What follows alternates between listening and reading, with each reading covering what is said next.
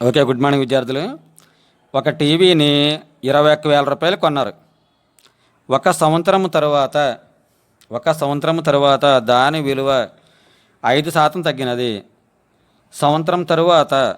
సంవత్సరము తరువాత టీవీ విలువ ఎంత? ఒకటికి 2 సార్లు లేక 3 సార్లు చదువుదాం. ఒక టీవీని 21,000 రూపాయలు కొన్నారు. ఒక సంవత్సరం తర్వాత దాని విలువ తగ్గింది. సంవత్సరం తర్వాత టీవీ విలువ ఎంత?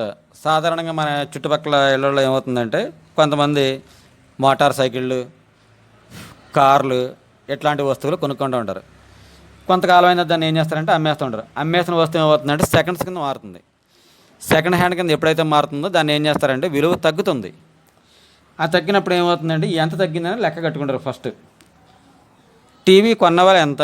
21,000 రూపాయలు. సంవత్సరం తర్వాత దాని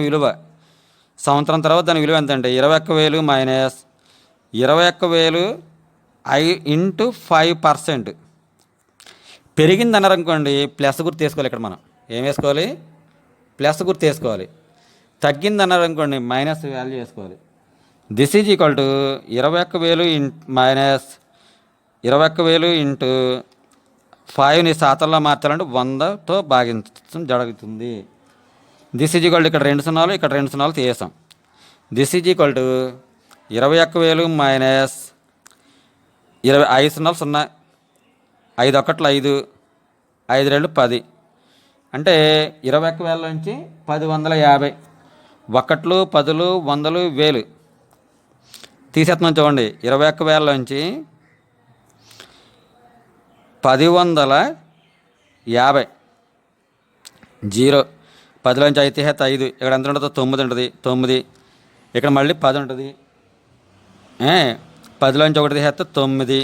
2 ఉంటుంది. 2లోంచి 1 పోయింది కాబట్టి 1. ఒకట్లు, 10లు, 100లు, 1000, 10,000. 19,950 రూపాయలు. సో ఒక సంవత్సరం తర్వాత టీవీ ఖరీదు ఎంత? ఒక సంవత్సరము తరువాత టీవీ ఖరీదు ఎన్ని రూపాయలు ఉంటుంది? 19,950 రూపాయలు. This is answer.